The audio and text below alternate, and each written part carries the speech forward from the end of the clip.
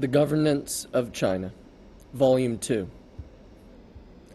CPC leadership is essential to Chinese socialism.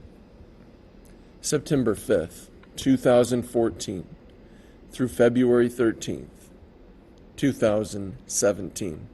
Excerpts from speeches made between September 5th, 2014 and February 13th, 2017. Part 1. The leadership of the CPC is essential to socialism with Chinese characteristics. The People's Republic of China is prosperous and strong. It would not exist without the CPC. To uphold the CPC as the core of the leadership is essential to the future of the Chinese nation. The leadership of the CPC guarantees the position of the people as masters of their own affairs. We must remain committed to the party's core role in exercising overall leadership and coordinating the efforts of all, ensuring that the party's guidelines, principles, policies, decisions, and plans are carried out comprehensively and effectively through the system of people's congresses. We must support and safeguard the agencies of state power in carrying out their work separately yet concertedly, in accordance with the Constitution and the law. We must strengthen and improve the party's leadership, turn the party's views into the will of the state through legal procedures, train candidates recommended by party organizations to become leaders of agencies of state power, exercise the party's leadership over the country and society through agencies of state power, and maintain the authority of both the party and the state, and the unification of the party and the country under the principle of democratic centralism. From the speech at the meeting marking the 60th anniversary of the National People's Congress, September 5th, 2014. Part 2. CPC leadership is the common choice by the Chinese people from all political parties, people's organizations, ethnic groups, social strata, and all walks of life. It is the primary feature of Chinese socialism and the fundamental guarantee for the progress of the Chinese People's Political Consultative Conference, CPPCC. To stay on the right development course, the CPPCC must uphold CPC leadership. From the speech at the meeting marking the 65th anniversary of the CPPCC, September 21st, 2014. Part 3. To lead more than 1.3 billion people to build a moderately prosperous society in all respects, the party must adapt to, grasp, and steer the new normal of economic development, be innovative in its principles, institutions, and methods for leading economic and social development, improve its ability in making overall plans, strategies, and policies, and advancing reform, and set the direction and steer the way for national development. From the speech at the Second Full Assembly of the 5th Plenary Session of the 18th CPC Central Committee, October 29th, 2015. Part 4. It is a great blessing for China, the Chinese people, and the Chinese nation to have the CPC as the ruling party. As long as we read and understand the history of modern China and that of its revolution, it is readily apparent that without the leadership of the CPC, our country and our nation would not have made such great progress, nor would we have achieved such high international standing. In maintaining the fundamental principle of upholding the party's leadership, we should be particularly sober-minded and keen-sighted and take a firm stand, allowing no ambiguity or wavering. From the speech at the National Conference on Party Schools, December 11th, 2015. Part 5. Upholding the centralized and unified leadership of the CPC Central Committee and establishing and maintaining the party's leading core represent the common will of the entire party and the Chinese people. It is an urgent requirement for strictly governing the party and for enhancing its creativity, cohesiveness, and capability, and also a fundamental guarantee to ensure that the causes of the party and the country stay on the right path. From the explanation of the regulations for political activities within the party in the new era, and the regulations of the Communist Party of China on internal scrutiny, October 24th, 2016. Part 6. An ancient Chinese said, "If decrees are not obeyed, government affairs will be mismanaged." The party exercises overall leadership over all areas of endeavor in every part of the country. The theories, guidelines, and policies defined by the CPC Central Committee are the foundation to ensure all party members and people of all ethnic groups in China are united in mindset, determination, and action. Only with authority can the CPC Central Committee pool the strength of all party members and unite the whole party and the whole nation, bringing into being an invincible force of the same aspiration. If the CPC Central Committee had no authority, the party's theories, guidelines, and policies could not have been implemented, and different departments would have acted in disunity. The party would have become fragmented and become a private club, turning the party's leadership into empty voices. From the speech at a study session on implementing the decisions of the 6th plenary session of the 18th CPC Central Committee, attended by officials at the provincial and ministerial level, February 13th, 2017. Promote the Four-Pronged Strategy, December 13th, 2014 to January 29th, 2016. Excerpts from speeches made between December 13th, 2014 and January 29th, 2016. Part 1. We should implement the guiding principles determined by the 18th CPC National Congress in 2012, the 3rd and 4th plenary sessions of the 18th CPC Central Committee in 2013 and 2014, and the Central Conference on Economic Work in 2014. We should familiarize ourselves with and adapt to the new normal of economic development, making comprehensive moves to complete a moderately prosperous society in all respects, to further reform, to advance the rule of law, and to strengthen party discipline. In this way, we can push reform and opening up and socialist modernization to a higher level. From a speech during a fact-finding trip to Jiangsu Province, December 13th through 14th, 2014. Part 2.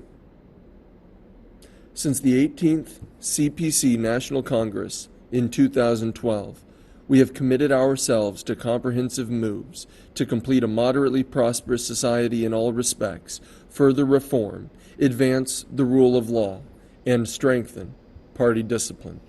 This four-pronged strategy tackles the major problems currently affecting the party and the country. In implementing this strategy, we should attend to both general planning and specific critical problems. For example, We have formulated an overall plan to complete a moderately prosperous society in all respects, while emphasizing that the measurement for moderate prosperity lies in the rural areas. We have created a top-level design for furthering reform while promoting targeted reforms in key areas and links. We have designed systematic plans for advancing the rule of law while emphasizing a Chinese-style socialist rule of law system. We have committed to strengthening party discipline while improving party conduct and upholding integrity, striving to eliminate the four malfeasances that are so strongly opposed by the public, so as to ensure officials do not dare to be, are not able to be, and do not want to be corrupt. Footnote 1. The four malfeasances refer to going through the motions, excessive bureaucracy, self-indulgence, and extravagance. End of footnote 1. In every aspect of our work, we should address both major and minor problems and both major and minor aspects of a problem, while focusing on major issues and major aspects of a problem. Different problems cannot be solved by undifferentiated measures. From the speech at the 20th Group Study Session of the Political Bureau of the 18th CPC Central Committee, January 23rd, 2015. Part 3. Since the 18th CPC National Congress in 2012, with a view to upholding and developing Chinese socialism, the CPC Central Committee has formulated the four-pronged strategy that consists of four tasks. To complete a moderately prosperous society in all respects, to further reform, to advance the rule of law, and to strengthen party discipline. This strategy contains one goal and three measures, with each task being of major strategic importance. Specifically, to complete a moderately prosperous society in all respects is our strategic goal, which, when realized by 2020, will mark a major step in our national development. Prior to this, all of our hard work will focus on this goal. The other three moves represent the major strategic measures that must be taken to realize this target. None of the three can be neglected. Without further reform, our development will lack momentum and our society will have no vitality. Without advancing the rule of law, state affairs and social life will not run in an orderly way, and it will be difficult to achieve social harmony and stability. Without strengthening party discipline, the party will not be a good blacksmith to forge good tools, and it will be difficult for the party to play its role as the core of the leadership. This four-pronged strategy shows the importance of advancing the rule of law. Unless we succeed in this, we will not be able to govern the country well, and our strategy will come to nothing. We need to understand this element in the framework of the four-pronged strategy, fully understand the relationship between the rule of law and the other three, and work to ensure the four moves complement and promote each other. From the speech at a study session on implementing the decisions of the fourth plenary session of the 18th CPC Central Committee and advancing the rule of law, attended by officials at the provincial ministerial level, February 2nd, 2015. Part 4. We should make comprehensive moves to complete a moderately prosperous society in all respects, further reform, advance the rule of law, and strengthen party discipline. This four-pronged strategy was created to meet the practical needs of national development, to meet the highest expectations of the people, and to solve the prominent problems we are facing. The United Front has its own strength, and should contribute to implementing the Four-Pronged strategy. From the speech at the celebration of the Spring Festival with prominent non-CPC individuals, February 11th, 2015. Footnote 2. The United Front refers to the political union formed by various social and political forces, including social classes and strata, political parties and groups, and even ethnic groups and nations, based on their common interests to achieve a common goal under certain historical conditions. End of footnote 2. Part 5. Over the past 2 years, proceeding from the reality of China's development and adhering to a problem-solving approach, we have formed an overall strategy to complete a moderately prosperous society in all respects, further reform, advance the rule of law, and strengthen party discipline. This is China's governance strategy in the new era, and an important guarantee for realizing the Chinese dream of national rejuvenation. From the speech at the meeting with members of the Board of Directors of the Boao Forum for Asia, March 29th, 2015. Part 6. Since the 18th CPC National Congress in 2012, the CPC Central Committee, with the aim to uphold and develop Chinese socialism, has put forward an overall strategy to complete a moderately prosperous society in all respects, further reform, advance the rule of law, and strengthen party discipline. This strategy specifies the strategic goal and the strategic measures of the party and the country in the new era, providing theoretical and practical guidance for realizing the 2 centenary goals and the Chinese dream of national rejuvenation. From the speech at a meeting celebrating May 1st, International Labor Day, and commending national model workers, April 28th, 2015. Footnote 7. Currently, China is making comprehensive moves to complete a moderately prosperous society in all respects, further reform, advance the rule of law, and strengthen party discipline. The country has initiated a strategic goal and the measures for national governance in the new era. To complete a moderately prosperous society in all respects is our current strategic goal and a key step in realizing the Chinese dream of national rejuvenation. We will continue to focus on economic development, striving to build a moderately prosperous society which ensures that the people benefit from the achievements of reform in a real sense, and which propels economic, political, cultural, social, and ecological progress. We will further reform, modernize our national governance system and capacity, and promote sustainable and sound social and economic development. We will make coordinated efforts to develop the law-based governance of the country, the law-based exercise of state power, and the law-based administration of government, adopt a holistic approach to building a country, a government, and a society where the rule of law applies, and ensure that a well-conceived approach is taken to legislation, that the law is enforced strictly, that justice is administered impartially, and that the law is observed by everyone. We will improve the conduct of the CPC, enhance its capacity to improve and reform itself, maintain a tough stance against corruption, and show zero tolerance, and improve systems and governance capacity. From the speech at the 7th BRICS Summit, July 9th, 2015.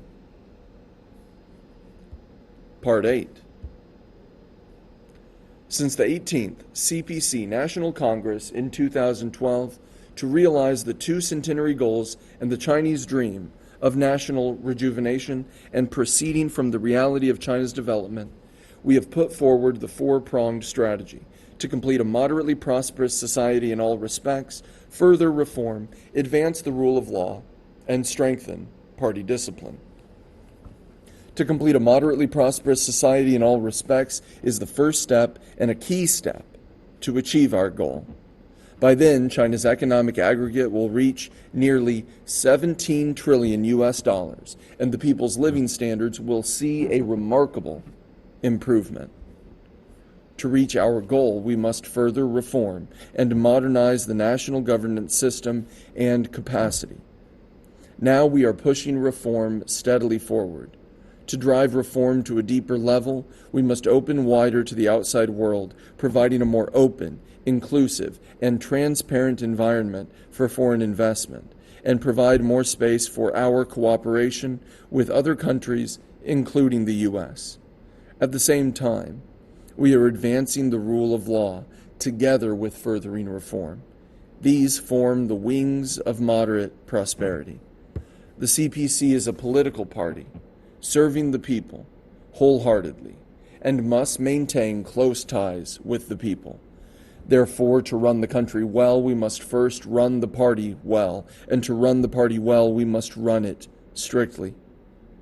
We must combat malfeasances and corruption within the party, and deal with both tigers and flies in our fight against corruption so as to win popular support. Footnote 3. Tigers and flies refers to senior and junior officials guilty of corruption. End of footnote 3.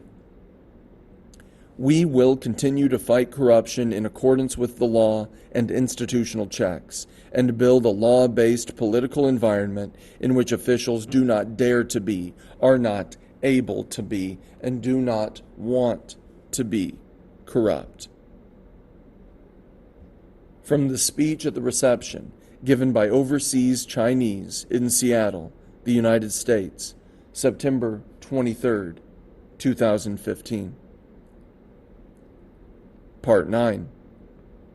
The four-pronged strategy contains both the strategic goal and the strategic measures, each of the 4 points having its own strategic significance. It provides the general principles by which the CPC should govern China in the current era, and the overall strategy concerning the long-term development of the party and the country. To promote social and economic development in the 13th five-year plan period, 2016 to 2020, we must meet the strategic goal of completing a moderately prosperous society in all respects, and focus on the 3 strategic moves: furthering reform, advancing the rule of law, and strengthening party discipline. The 4 points complement, facilitate, and benefit each other. From the speech at the 30th Group Study Session of the Political Bureau of the 18th CPC Central Committee, January 29th, 2016. The Chinese dream is the people's dream. September 22nd, 2015. Part of a speech at the reception in Seattle, Washington State, the United States. Since the founding of the PRC in 1949, and particularly since the start of reform and opening up in 1978, China has completed an extraordinary journey in which people of my generation have been personally involved. In the late 1960s, when I was in my teens, I was sent to a small village named Liangjiahe in Yan'an, Shaanxi province, in western China. There I worked in the fields as a farmer for 7 years. Like the locals, I lived in caves dug out from lowest hills and slept on an earthen bed. The locals were very poor, and they could go for months without a bite of meat. I grew to understand what they needed most. Later, when I became secretary of the village's party branch, I set out to develop the local economy because I knew what they needed. I very much wanted to see them have meat on their dinner tables, and I wanted to see that often. But that was a hard goal to attain. This spring festival, I went back to Liangjiahe, which now has asphalt roads, tile-roofed brick houses, and internet access. The elderly enjoy the basic old age pension, the villagers are covered by medical insurance, and the children receive good education. Having meat for dinner is, of course, no longer a dream. This made me feel strongly that the Chinese dream is the people's dream, and that if it is to succeed, it must be based on the Chinese people's aspiration for a better life. Changes in the small village of Liangjiahe epitomize the development and progress of the Chinese society since 1978. In less than 40 years, we have boosted our economy to become the world's second largest, supplying 1.3 billion people with food and clothing and basically achieving moderate prosperity. The people enjoy dignity and rights at an unprecedented level. These changes have not only affected the lives of the Chinese, they also signify remarkable progress in human civilization and China's important contribution to world peace and development. Nonetheless, we are fully aware that China remains the world's biggest developing country. China's per capita GDP is only 2/3 of the world average and 1/7 that of the United States, ranking about 80th in global terms. According to our standards, there are still 70 million people living in poverty in China. According to World Bank standards, 200 million Chinese are still living below the poverty line. In urban and rural areas, 70 million people rely on subsistence allowances, and there are 85 million people with disabilities. Over the past 2 years, I have visited many impoverished areas in China and paid personal visits to families in need. Even now, I can still see their faces and feel their longing for a better life. All this demonstrates that we in China must continue our hard work. Development remains the top priority for contemporary China, and the primary task of China's leadership is to focus on improving people's living standards and achieving common prosperity. It is to this end that we have put forward the 2 centenary goals. The first is to double GDP and the per capita incomes of urban and rural residents compared to 2010 levels, and to complete the building of a moderately prosperous society in all respects by 2020, as the centenary of the CPC approaches. The second is to build China into a modern socialist country that is prosperous, strong, democratic, culturally advanced, and harmonious, and achieve the great rejuvenation of the Chinese nation by the middle of the century, which will see the centenary of the PRC. All that we are doing now is designed to accomplish these goals.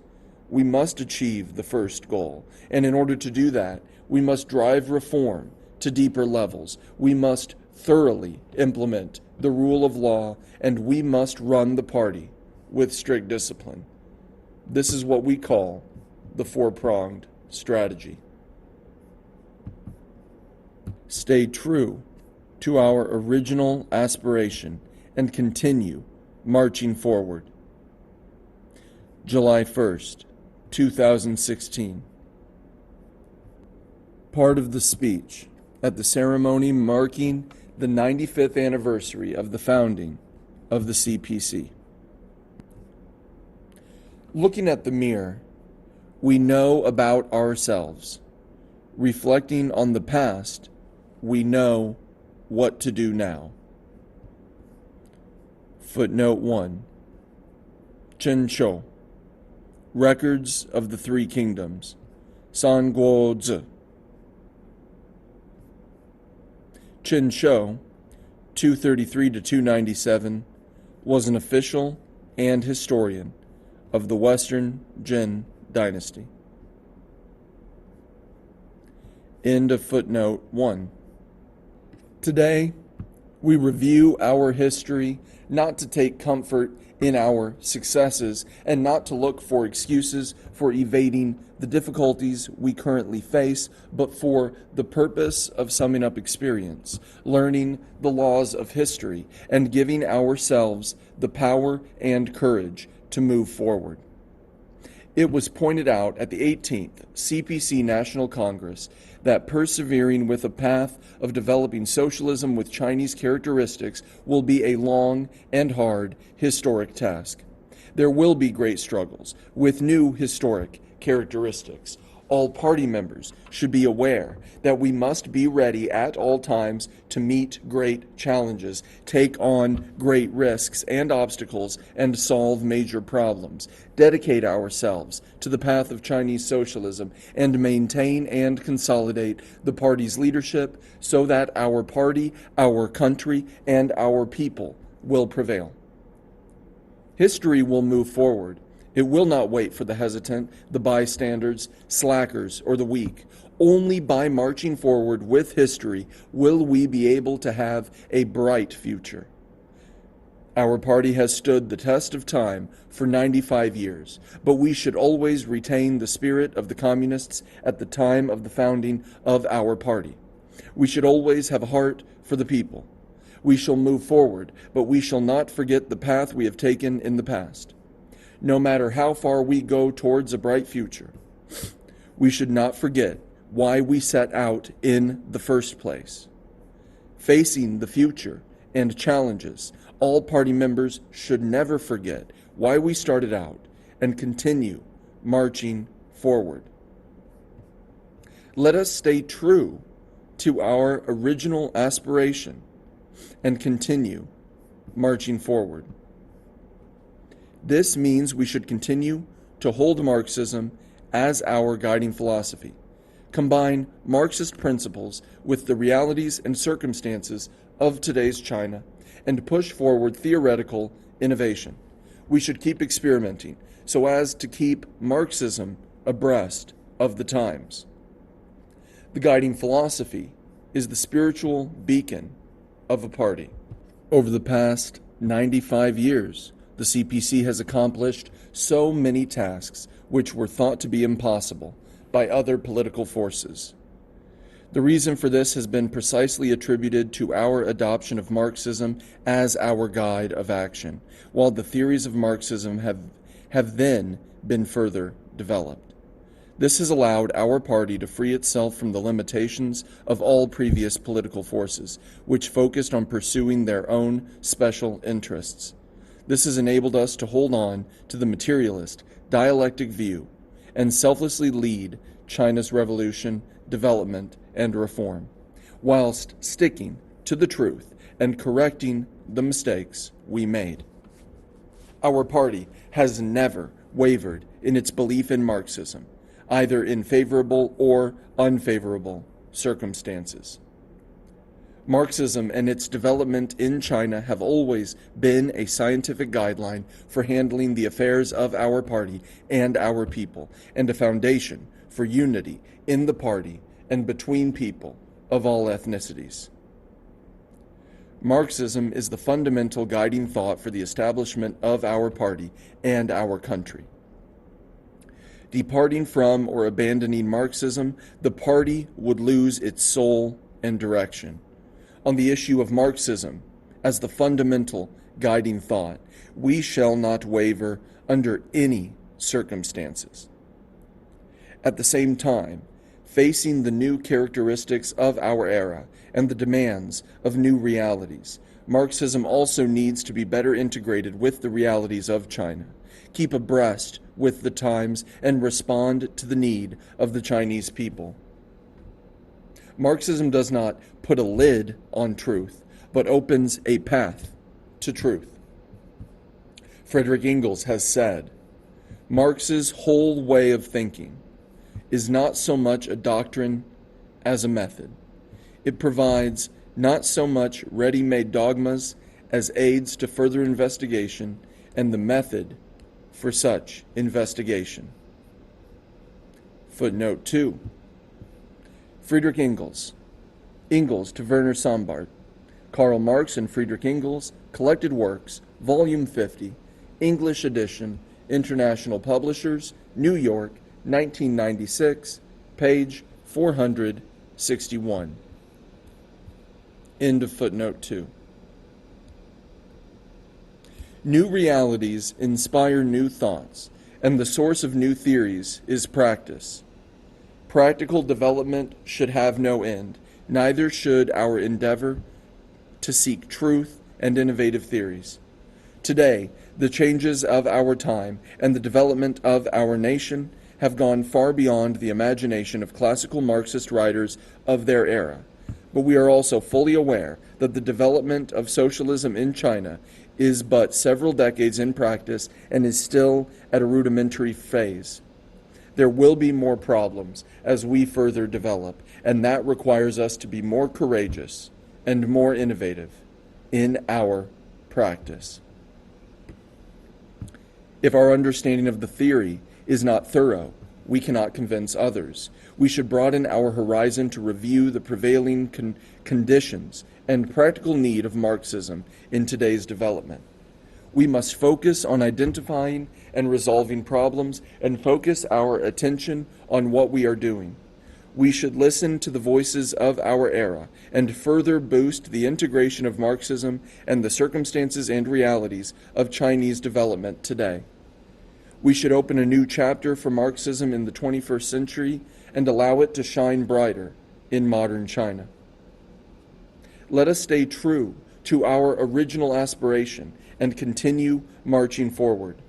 We should remember that our party has made striving for communism and socialism its goal from the very beginning. We will continue to uphold the lofty ideal of communism and socialism with Chinese characteristics and march forward to achieve this goal. Revolutionary ideals are more important than anything else. Why the party is called the Communist Party of China is because since day one, our party has made communism its highest ideal. The reason our party is able to rise again and again through hardships and adversities is because the party has always held on to this great ideal and aspiration. Without resolve, one can accomplish nothing. Footnote 3. Wang Yangming, Rules for Students at Longcheng, Jiao Tiao Shi, Longcheng, Zhu Sheng. Wang Yangming, 1472 to 1529, was a Neo-Confucian philosopher and educator of the Ming Dynasty. End of footnote 3. The wavering of one's faith and ideal is the most dangerous risk. The decline of a party often begins with its members' loss of faith and ideals. Whether our party is strong or not depends on whether our members' faith and ideals are strong or not. In the past 95 years, communist ideals have encouraged one generation of communists after another to work hard, and many have even lost their lives in the process. Let them cut off my head. I will not abandon my faith. Footnote 4. Xia Minghan, Die for My Beliefs.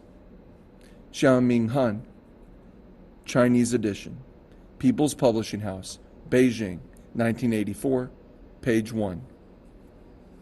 Xia Minghan, 1900 to 1928, was a pioneer of the CPC and a revolutionary martyr. End of footnote 4. Our enemies can take our lives, but they cannot take away our faith. Footnote 5. Fang Zhimin, Die a Communist Death. Collected Works of Fang Zhimin, Chinese edition, People's Publishing House, Beijing, page 144. Fang Zhimin, 1899 to 1935, was a military and political leader of the CPC and a revolutionary martyr. End of footnote 5. These lines from our fighters express the commitment and loyalty of communists to their faith. The light of our ideal will not go out, and the light of our faith will not go out. Bearing in mind the faith of our revolutionary martyrs, we will never forget the ideals they fought for and lost their lives for. Ideals should be lofty. Faith requires commitment. We should see ideals and faith education as strategic tasks in order to maintain the political commitment to pursue our ideals. Party members should be loyal followers and practitioners of the ideals of communism and a socialist society with Chinese characteristics, and play a leading role in the building of a moderately prosperous society and the rejuvenation of the Chinese nation. Only when we thoroughly understand the theory will we be loyal politically. Strong faith should be founded on a comprehensive understanding of Marxism and historical rules. All party members should study in depth Marxism, Leninism, Mao Zedong thought, Deng Xiaoping theory, the theory of three represents, and the scientific outlook on development. Footnote 6.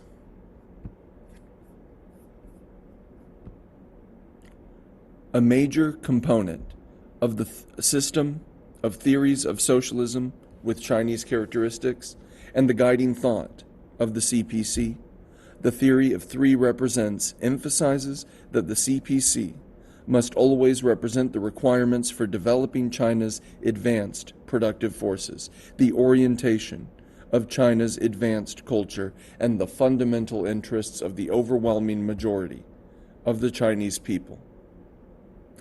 The principal proponent is Jiang Zemin. End of footnote 6. Footnote 7. A major component of the system of theories of socialism with Chinese characteristics and the guiding thought of the CPC, the scientific outlook on development gives top priority to development, puts people first, and seeks all-round, balanced, and sustainable development with a holistic approach. The principal proponent is Hu Jintao. End of footnote 7. Returning to the main text. As well as new theories developed after the 18th CPC National Congress, we should continuously upgrade our understanding of Marxism and maintain steadfast pursuit of the great ideal and goal. We should educate all party members and officials to turn what we have learned into a force to politically and ethically cultivate ourselves. We should earnestly study, understand, and believe these theories and put them to good use. We should not be conceited or impetuous when we have won success, and not waver or give up in times of adversity. We should stand fast and hold on to the great ideas that promote the progress of human society and the realization of human ideals. Let us stay true to our original aspiration and continue marching forward. We should be confident in the path, theory, system, and culture of socialism with Chinese characteristics. We should not waver to adhering to the basic line of our party and continue to advance the great cause of Chinese socialism.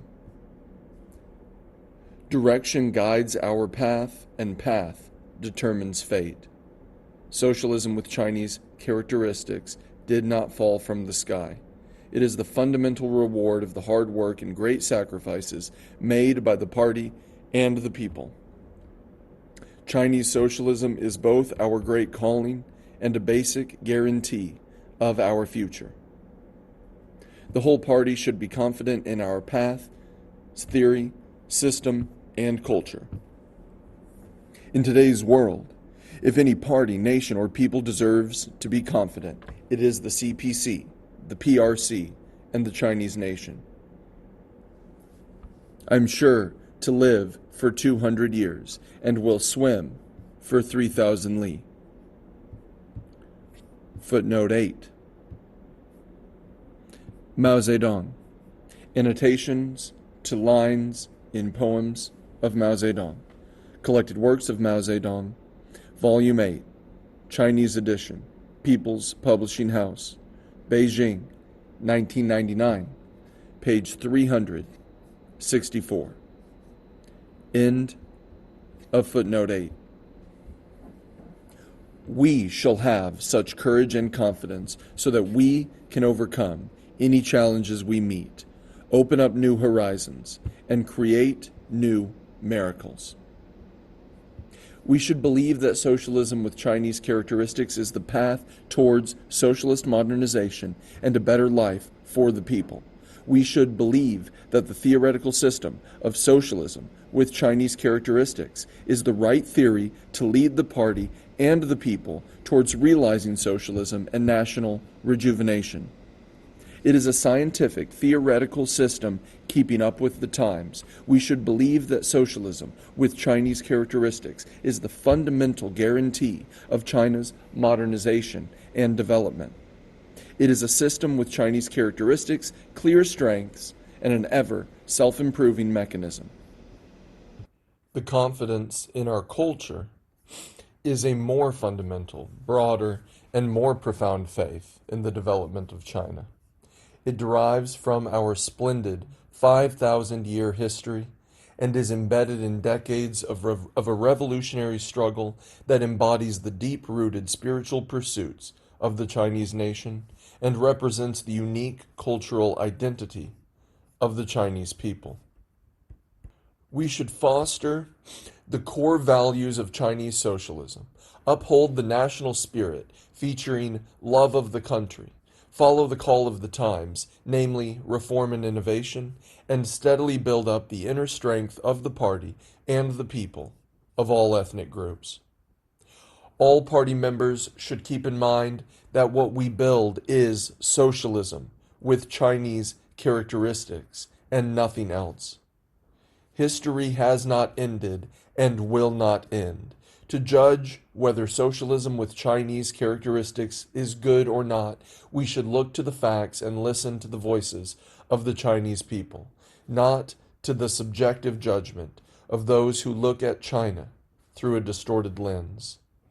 The CPC and the Chinese people are more than confident, that we can offer the Chinese solution to the human society for people to explore for a better social system. Deng Xiaoping once said, "We should adhere to the basic line for 100 years with no vacillation. That is the only way to win the trust and support of the people.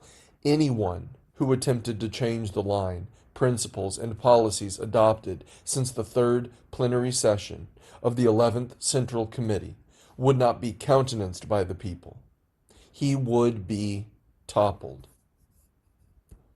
Footnote 9. Deng Xiaoping. Excerpts from talks given in Wuchang, Shenzhen, Zhuhai, and Shanghai. Selected works of Deng Xiaoping, Volume 3, English edition, Foreign Languages Press, Beijing, 1994, page 358 to 359. End of footnote 9. The basic line of our party is the lifeline of the state and a guarantee for the people's happiness. We should place economic development at the center of our nation's invigoration. Use the four cardinal principles as the bedrock of our nation. Footnote 10. The four cardinal principles refers to the socialist road and upholding the people's democratic dictatorship, the leadership of the CPC, and Marxism-Leninism and Mao Zedong thought. The four cardinal principles are the foundation of the state, and the political cornerstone for the survival and development of the party and the state. End of footnote 10. And reform and opening up as our path to prosperity, and hold on to our beliefs. Let us stay true to our original aspiration and continue marching forward. We need to implement the 5-point strategy. Footnote 11. This refers to China's overall development plan to pursue economic, political, cultural, social, and ecological progress. The strategy was first introduced in the political report to the 18th CPC National Congress. End of footnote 11. Push forward the four-pronged strategy. Fully advance the building of a moderately prosperous society and strive to achieve the 2 centenary goals.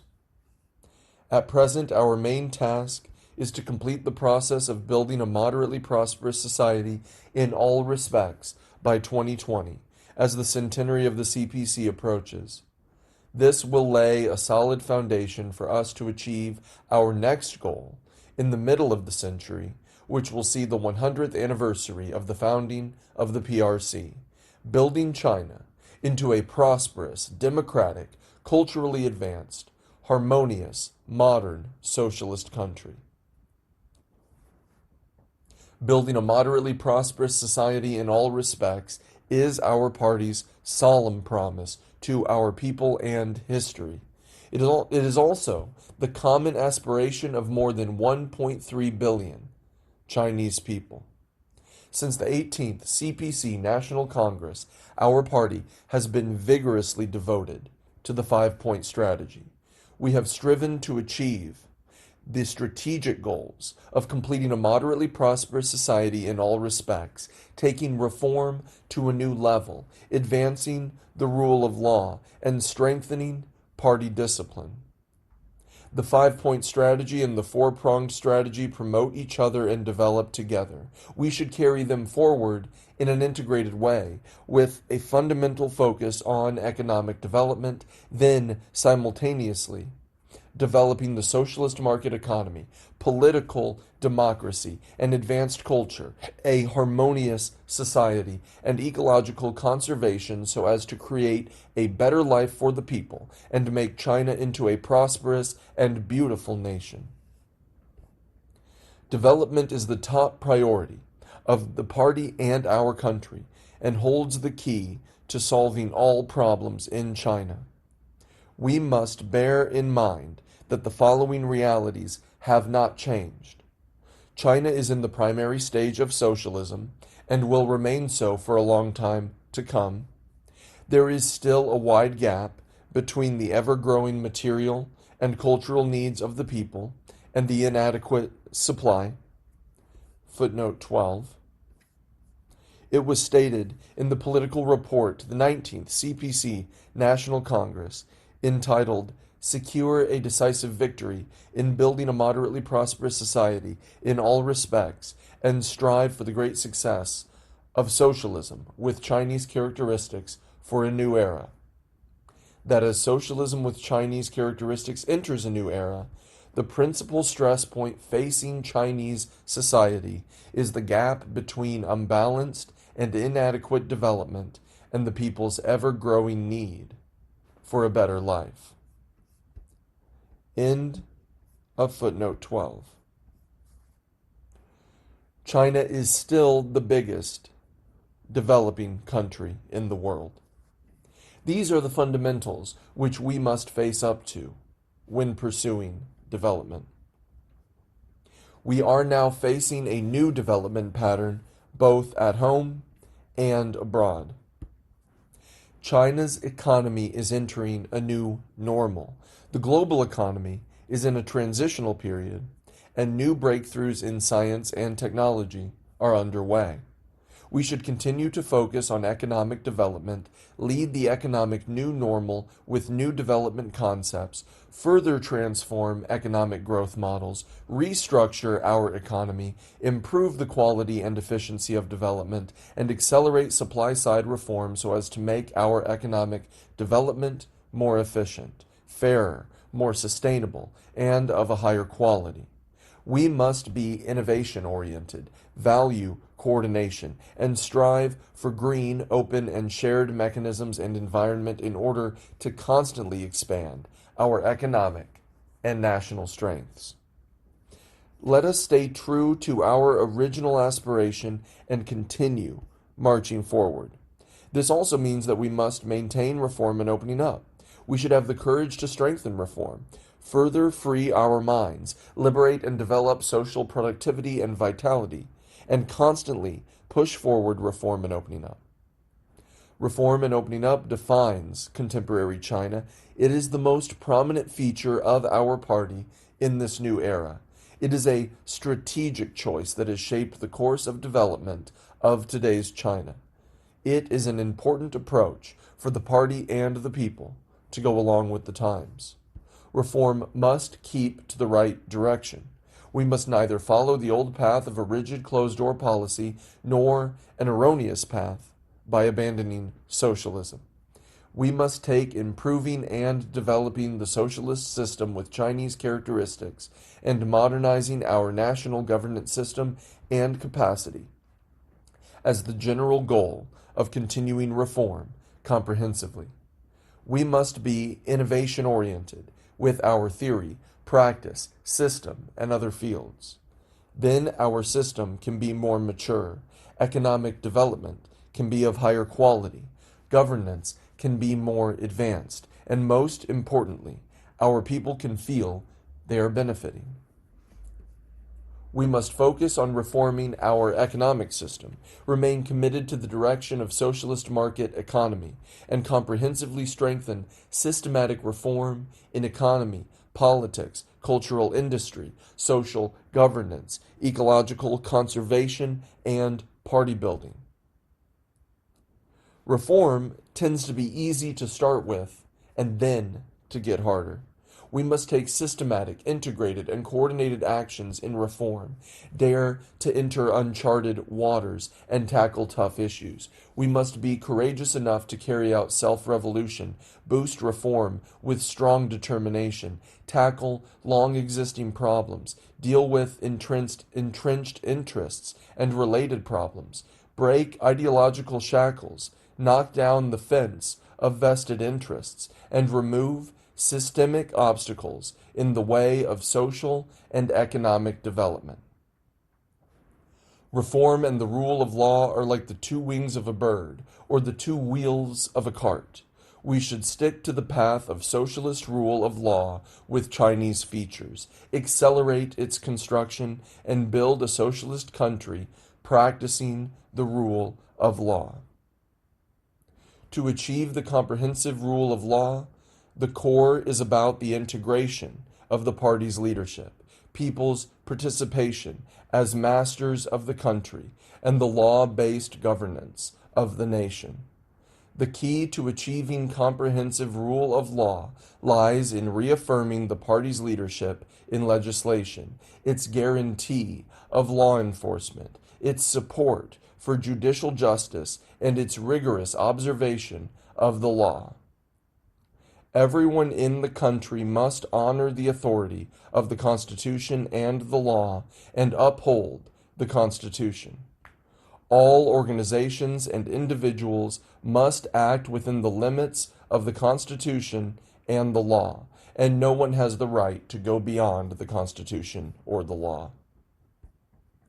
Let us stay true to our original aspiration and continue marching forward. We need to believe that the party is rooted in the people and that the power of the party comes from the people. We should insist that everything is for the people, rely on the people, give full play to the people's enthusiasm, initiative, and creativity, and push forward the cause of benefiting the people. Prosperity for the people is the basic political position of the CPC, and it is the prominent feature that distinguishes Marxist parties from other parties. Our party and people stand together through storm and stress, go through thick and thin together, and keep flesh and blood ties, which is the basic guarantee of the party in overcoming all difficulties and risks. Win popular support, and you win the country. Lose it, and you will lose the country. Footnote 13. The Book of Rights. Li Ji. End of footnote 13. All party members should put the people in the highest place of their minds and uphold the fundamental principle of serving the people wholeheartedly, realizing, maintaining, and developing the basic interests of the people. We should take the support, approval, satisfaction, and consent of the people as the fundamental criteria for appraising all of our initiatives. This will give our party an inexhaustible source of strength. Leading the people to create a happy life is the persistent goal of our party. We should follow people's longing for a better life, insist on people-oriented development, focus on ensuring and improving people's living standard while developing all social programs, balance income distribution, win the battle against poverty, and guarantee people's rights of equal participation and equal development, making the achievement of reform better benefit all the people in a more equal way, and moving towards realizing the goal of common prosperity of all people. Respecting the principal position of the people and guaranteeing their status as masters of the nation is the consistent position of our party. We should stick to the development of socialist political mechanisms with Chinese characteristics. We should adhere to, fully implement, and constantly develop the People's Congress system, multi-party cooperation, and political consultation under the leadership of the CPC. We should enhance the system of regional ethnic autonomy and the system of community-level governance, self-governance. Develop socialist, consultative democracy, consolidate and develop the broadest patriotic united front, and expand people's political participation. We should do all this in order to make sure that people take part in national governance and social governance and push for a nationwide liveliness, stability, and unity. Feats are accomplished by capable people. Work develops because of achievers. Footnote 14. Pei Song-zhi's annotations in the records of the Three Kingdoms. Pei Song-zhi, 372 to 451, was a historian during the northern and southern dynasties. End of footnote 14. To develop the cause of the party and the people calls for better use of talent in all fields. We should have the wisdom to identify achievers, the sincerity to cherish them, the courage to use them, and the means to gather them. We should open all possible ways to attract the best talent in and out of the party at home and abroad, form a nurturing environment in which everyone wants to be an achiever, all strive to be an achiever, all have the ability to be an achiever, and all are able to make the best use of their talents. Let us stay true to our original aspiration and continue marching forward. We must stick to the road of peaceful development, insist on a mutually beneficial opening strategy, strengthen friendly exchanges with other countries, and advance the noble cause of peace and development with people from all countries. To constantly make new and greater contributions to humanity is a solemn promise made by our party and our people a long time ago. We have gone through difficult times knowing deeply the value of peace and development and regarding the promotion of world peace and development as our own noble responsibility. Today's mankind is better qualified than ever before to achieve the goal of peace and development together.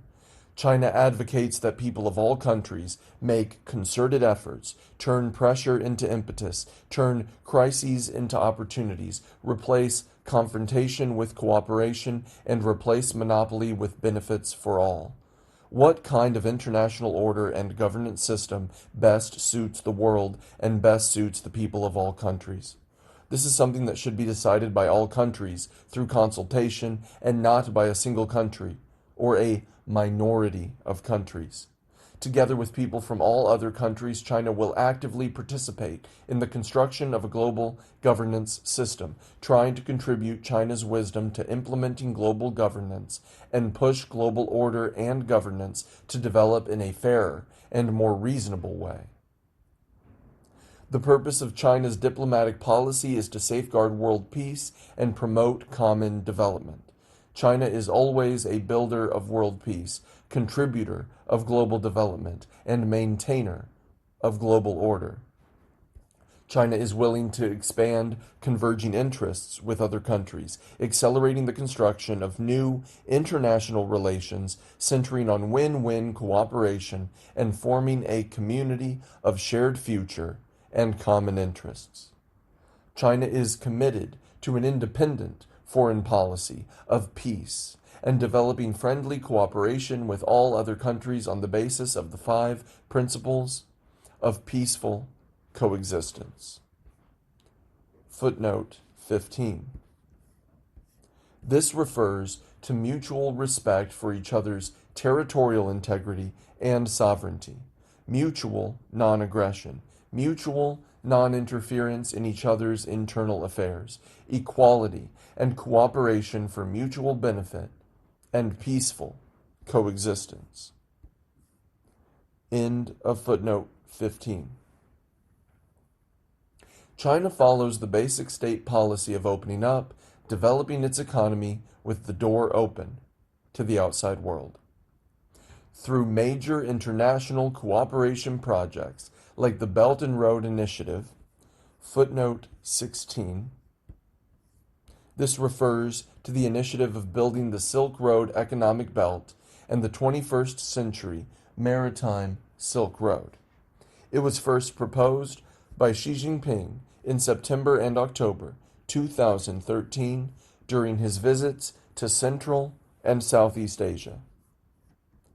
End of footnote 16. We work to create a more comprehensive, diversified, and deeper opening up structure. The Chinese people know very well that China's development has benefited from international society. China is willing to contribute to the development of the international community. China's opening up is not a one-man show. It welcomes joint efforts from other countries. It is not a fight for spheres of influence or a means of building a garden in its own backyard, but to support the common development of all countries or build a park that can be shared by the international community. China advocates a global community of shared future and opposes the Cold War mentality and zero-sum games. China believes that all countries are equal, big or small, strong or weak, rich or poor. China respects the right of each nation's choice of development road and upholds international justice. China is opposed to any country imposing its own will on other countries, or interfering in the internal affairs of other countries, or the strong bullying the weak. China does not covet other countries' rights and interests, or become jealous of their achievements, nor do we give up our legitimate rights and interests. Saber-rattling cannot scare us Chinese. We do not make trouble, but when it comes, we will not back away. We will not let any country force us to betray our core interests or undermine our country's sovereignty, security, and development interests. The CPC will pursue exchange and cooperation with political parties and organizations from all countries and regions, boosting relations between countries on the basis of independence, equality, mutual respect, and non-interference in internal affairs. Let us stay true to our original aspiration and continue marching forward.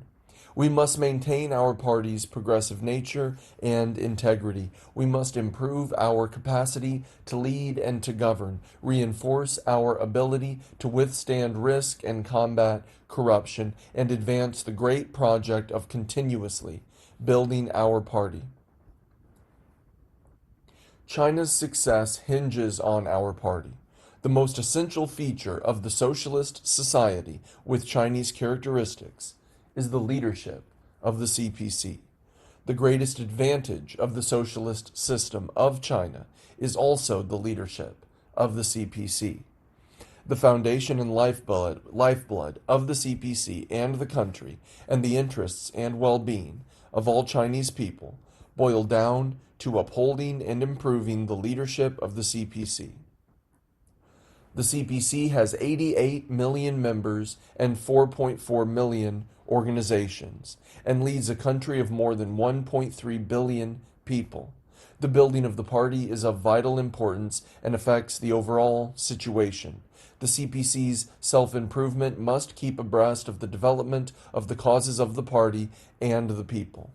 This is a basic rule which we must follow in party building.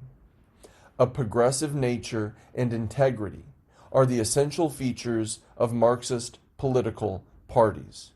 To reinforce the party is to fight against all the problems that may weaken the party or erode the freedom from corruption, to cure sickness and heal wounds, to drive out evil and usher in the good.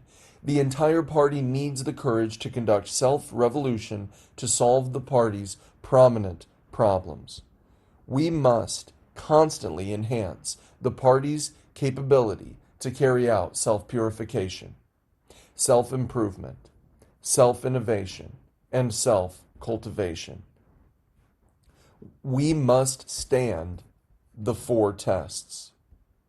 Footnote 17. This refers to exercising governance, carrying out reform and opening up, developing the market economy, and responding to external development. End of footnote 17. And overcome the four risks. Footnote 18. This refers to inertia, incompetence, being divorced from the people, and corruption and other misconduct. End of footnote 18.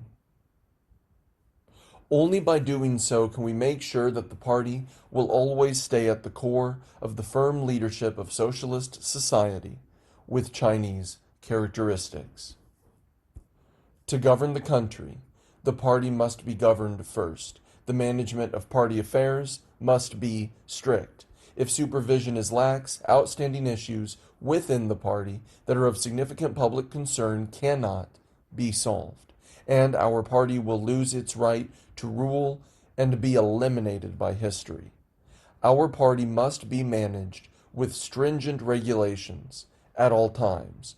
We must be strict, decisive, and persistent in enforcing party discipline. The basis of this is to supervise the political activities within the party. Self-supervision of the party should start with political activities within our party. We must strengthen and regulate intra-party political activities, strictly enforce the CPC's political discipline and political rules, make political activities within the party more political, more relevant to the current times, more principled, and more effective, and comprehensively purify the political environment within the party. All party members must enhance their political integrity, develop a better understanding of the general picture, follow the core leadership of the Central Committee, and act consistently with CPC Central Committee policy, ensuring that they remain loyal to the party, share its concerns, and assume their responsibilities and fulfill their obligations. The party style of work has a significant bearing on its image, which serves as a barometer to observe the relations between the party and the people, and between officials and ordinary individuals. It can also help judge trends in public sentiment. If the party has a sound style of work, then the people are at peace and willing to stand with the party in both success and adversity. What has happened shows that if discipline is effectively and strictly implemented and supervision is resolute and strict, every problem can be addressed in improving the party's style of work. We should never halt our efforts to improve the party's style of work. How can one correct others if he himself is not upright? The Standing Committee of the Political Bureau of the Central Committee, the Political Bureau of the Central Committee, and the Central Committee of the CPC, as well as senior officials, must take the lead to engage in a constant effort to improve the conduct of the party and uphold and carry forward our party's fine traditions. Through a routine, meticulous, and sustained effort, we must improve the conduct of our party in all respects and ensure that the party always stands and maintains its bond with the people. The biggest threat our party faces as a governing party is corruption. Since its 18th National Congress, our party has been committed to both caging the tigers and swatting the flies. Not only have we created a deterrent so that officials dare not become corrupt, we have also yielded initial results in our efforts to ensure that officials cannot and have no desire to commit acts of corruption.